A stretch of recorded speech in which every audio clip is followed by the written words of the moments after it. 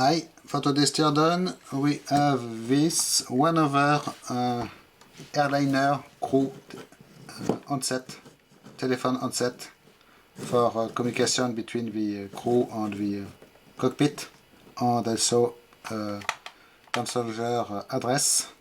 So the previous one turned out to be really nice inside, with flat flex construction and a lot of little integrated circuits. I found this one again on eBay, again cheap. So let's open it and find out if it is also very nice inside or not. No manufacturer label here. We are missing some kind of cover here with information, but still we have a serial number engraved here. Not easy to read actually. Ounce by 20. Okay, the buttons forward, mid and aft, so you will select which one of the other telephones you will call. Pilot, PA, not sure what it is, if it is passenger address. Well, we have already, or maybe it is a chime to for the people to take care, and then you will press passenger address when you speak, and alert.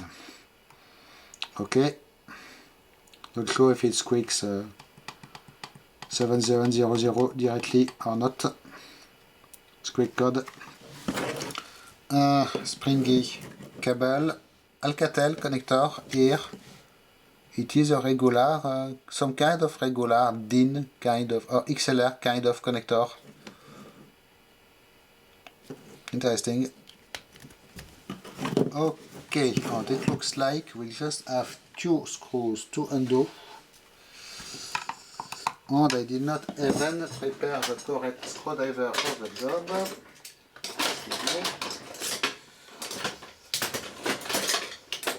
This one. So, what we have in here? This is loose. Okay.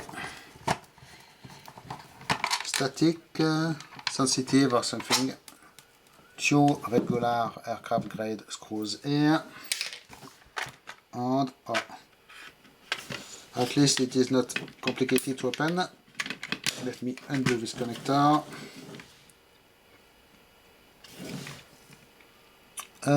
April,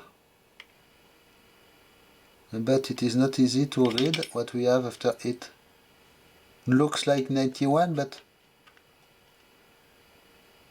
we find out if we have any other date code. You can see they can easily replace this cable here, like onto any handset in fact.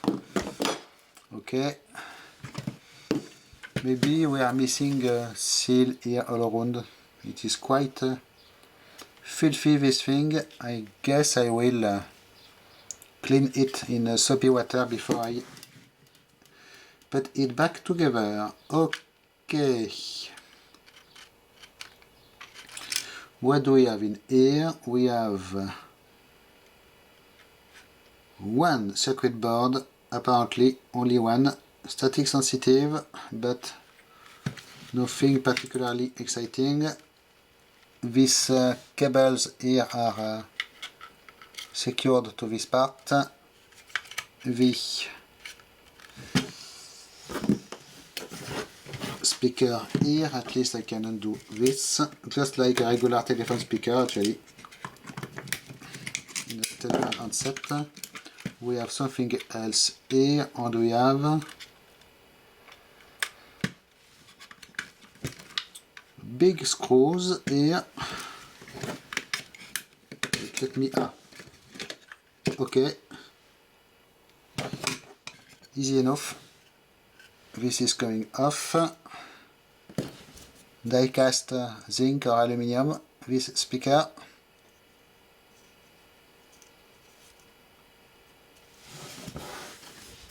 The shell, and yes, April 1991. So it is a little bit newer than what I did expect. So we are left with this contraption. Microphone in here. Looks like just a regular capsule microphone with little grid over it in steel or something to protect it, and all this secured in this part of the internal structure. Keyboard here, so it looks like you could replace this keyboard layer if it is coming bad and it's cracking. It is already starting to crack a little bit here. You could swap this part and replace it with a newer one, which is good. And it is interesting how this internal part is not secured in any way other than two clips here and here. Okay, and now this part is loose. Not a big deal. Let's undo the circuit board. So 4 big self-threading screws. Looks like more screws you will find onto a Fisher-Price toy than into aircraft part.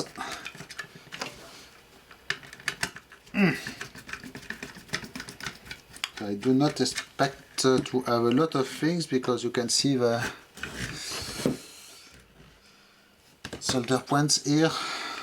Obviously we have buttons already. So a few other parts. Okay. It will not come off completely. But we have, yes, the push buttons, regular things. One TCM 5087N by Texas Instruments, made in Philippines. Okay. Not sure what this could be.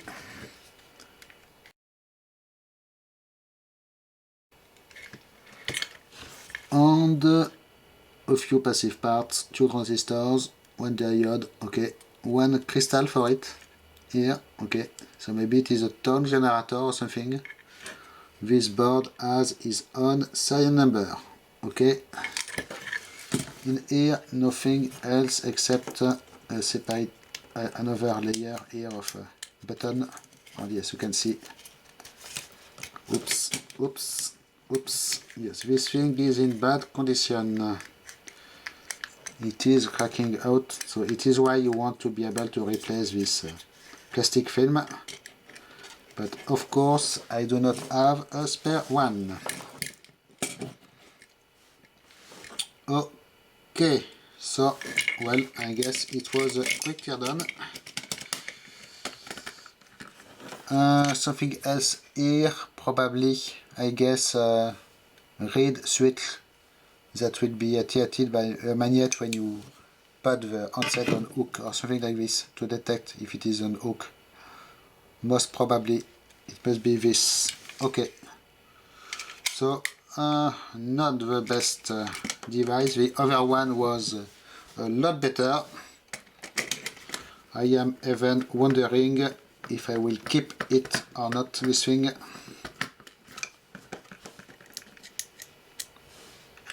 Well, I will keep it for now, but if someday I need to do some space for something else, it might be aiming to the recycling. Well, I will grab some parts in it, but really not the best thing. It is the eBay Russian roulette. When you order random old electronics to see inside, you never know what we will have. Sometimes it is awesome, sometimes it is okay, and sometimes it is really not interesting. This one is not far from the really not interesting, I guess. I am not even sure in which way I have to install this here. Okay, like this. So, I will put this back together for now. Thanks for watching. Bye bye.